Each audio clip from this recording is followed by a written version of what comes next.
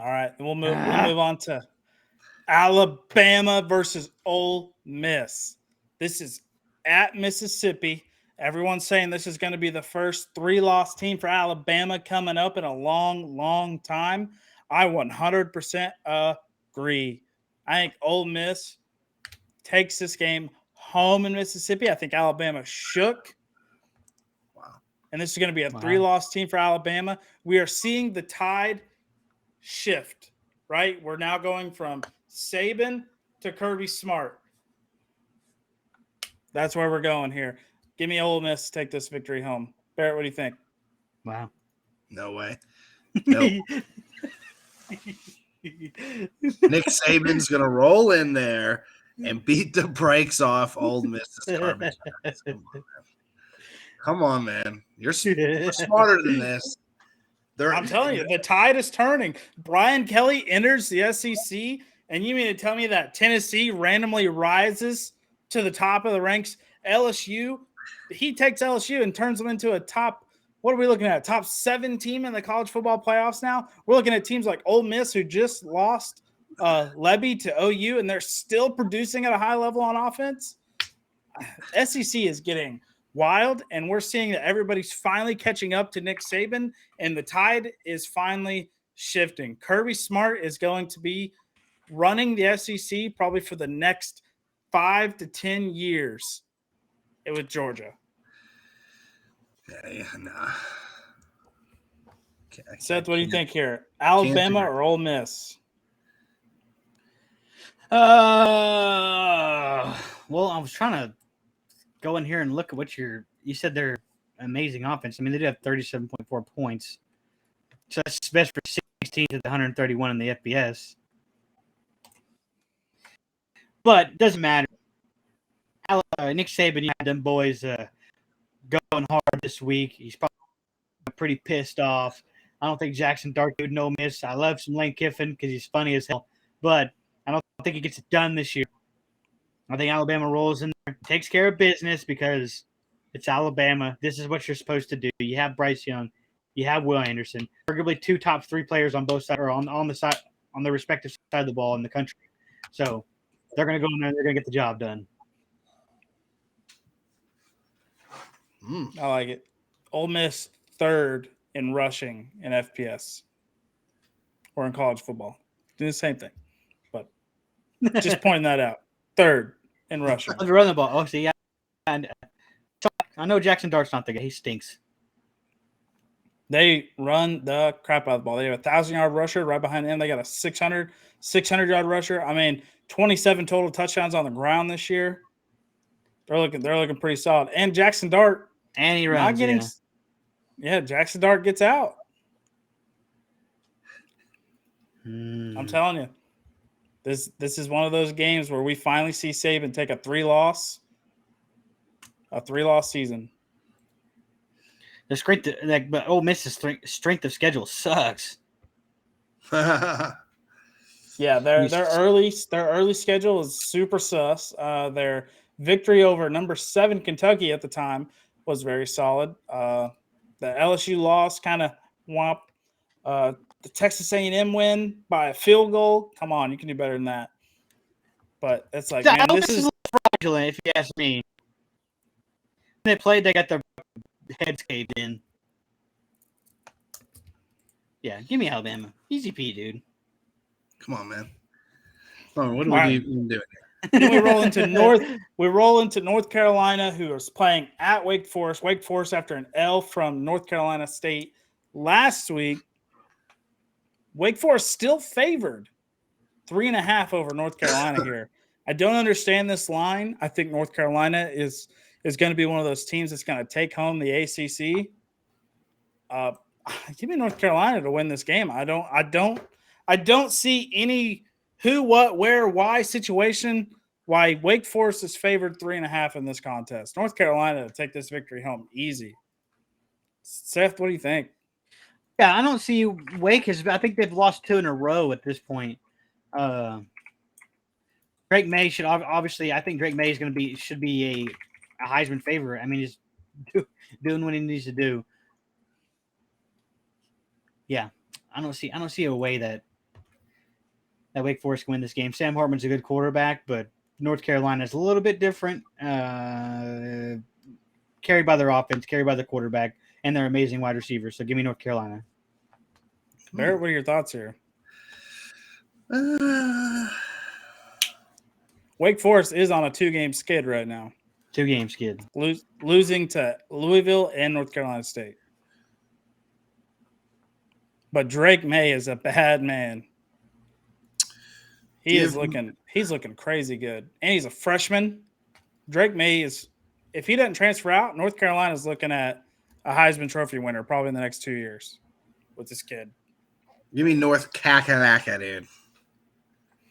I like it. All right, Louisville going into Clemson. Clemson only favored 7. Clemson is probably going to wash this game down, but it was just kind of an interesting line is the only reason why it's on here. Clemson only favored 7 in this contest. I don't really see why Clemson's only favored 7. I know their offense isn't producing a whole lot, and they're coming off an L.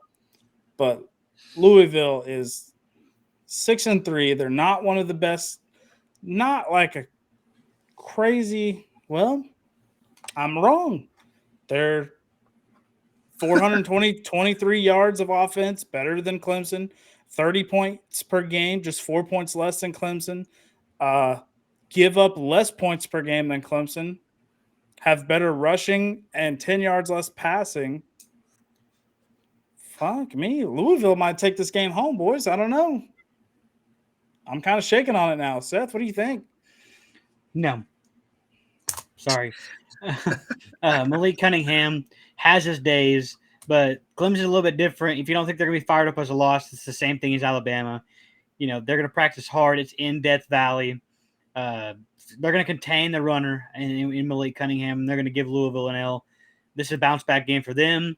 My question about Clemson is how long do you let Uyunglele go whenever you have oh my gosh, I just went blank on their backup quarterback who was like top 3 coming in of his class. I think DJ's on a short release from here on out. Who, Pierman or Klubnik? Kate Klubnik. Yeah. He's gonna be the guy pretty soon for Clemson. And if they start to fall behind again, don't be surprised if DJ loses his job and doesn't get it back. Cade Klubnik literally looks like a short-haired Trevor Lawrence. Minus the nose, but still, short-haired Trevor Lawrence, man. Holy cow. Wicked. Bear, what are your thoughts here? Louisville, Clemson? Clemson. Yeah, like Seth said, like I feel like it's the Alabama type. You know, they're gonna do their best to smash Lamar Jackson's alma mater, Louisville. All right, and then we move on to the Pac-12. Number 25, Washington rolls into the Bo Nix-led Oregon Ducks. I like this line at 13.5 because I don't think Oregon just absolutely washes down the Huskies. But I really like this line. 13.5 seems pretty solid. I mean, you're looking at over under 72.5, so it's predicted to be a pretty high scoring game. I kind of like it. Oregon with one of the most potent offenses in college football right now, 520 yards per game. Huskies right behind them at just 500. So this very well could be an absolute shootout. Let's look at this quarterback for the Huskies. 23 touchdowns. Michael Penix, 3,200 yards, 23 touchdowns, 5 interceptions on the year. He leads college football in passing yards. You're trying to put me on the Washington.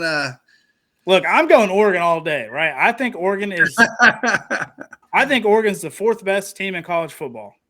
Whoa, my God. They need to be in the college football. They need to be in the college football playoffs. They need to be ranked number 4 while Georgia's ranked number 1. That way they can get a redemption game in the Rose Bowl or whatever bowl they're going to get. Let me tell you where I'm at real quick. I'm on Washington covering 13.5. I don't think Oregon's really played anybody since they played Georgia. Give me the Huskies plus 13.5. Yeah, I do. I say I like the line a lot. I think 13.5. Washington covers that, but I still think Oregon's one of the top 4 teams in the country. Barrett, what do you think here? Yeah, what do you think here? Man, I was the one to pick Georgia over Oregon so long ago. That 49-3 victory. Yeah. Okay, You give me the upset. Give me the upset. Washington. Man, I know. I don't know. Oregon kind of finished out this season strong though, with Washington, Utah, and then Pac-12 championship. I mean, Oregon State's going to be a wash, but Pac-12 championship. I mean, you're looking at what? Do they have the Pac-12 split up in 2 divisions? Yes. Yeah, though. It'll be UCLA or USC. Makes sense.